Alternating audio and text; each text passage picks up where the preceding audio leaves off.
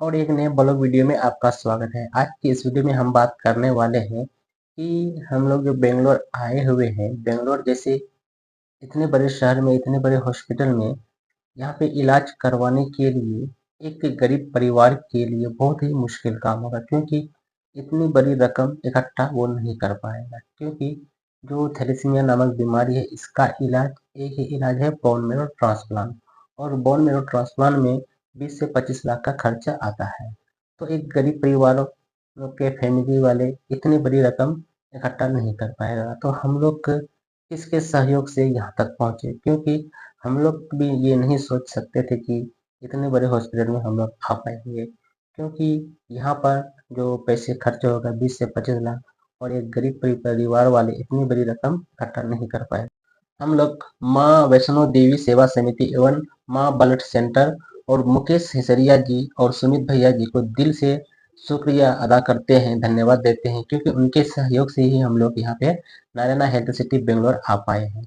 अगर मुकेश जी और सुमित जी का सहयोग नहीं होता, और अगर कोल इंडिया फंड का 10 लाख रुपए नहीं आता, तो हम लोग यहाँ तक नहीं पहुँच पाते। और भी कुछ फंड हैं, जो कि अगर आपका 100% मैच हो जाता है, तो फिर आपको वो सब फंड का अप्लाई होता है, जैसे कि पीएम फंड हो गया।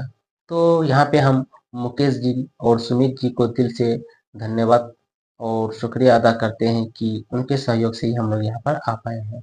और हमारे जिले के, पूर्णिया जिले से जो बरजेश जी हैं, उनका भी सहयोग बहुत बड़ा सहयोग रहा है, क्योंकि कौन सा रिपोर्ट कब करना है, कितने दिन में करना है, और बच्चे को कैसे रखना है, क्या खिलाना है, नहीं खिलाना है, सारा चीज़ उन्होंने हम लोगों को गाइड किया।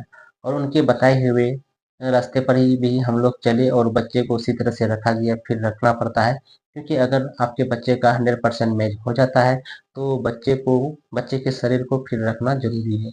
अगर बच्चे का शरीर फिट नहीं रहेगा, तो बोन मैरो के टाइम में फिर दिक्कत आ सकता है। तो ब्रजेश जी को भी दिल से बहुत बहुत शुक्रिया अदा करते हैं। अगर वो नहीं रहते, क्योंकि पहला कदम तो उन्होंने ही हम लोगों के लिए किया, खास करके मेरे लिए, कि पटना में कब एचएलए कैंप लगेगा और कौन सा डॉक्यूमेंट लेके जाना है, कब जाना है, सारा चीज़ उन्होंने हमको बताया। तो ब्रजेश जी लगभग सारे बच्चे को बताते हैं, ये नहीं कि खास करके हमें ही बताया।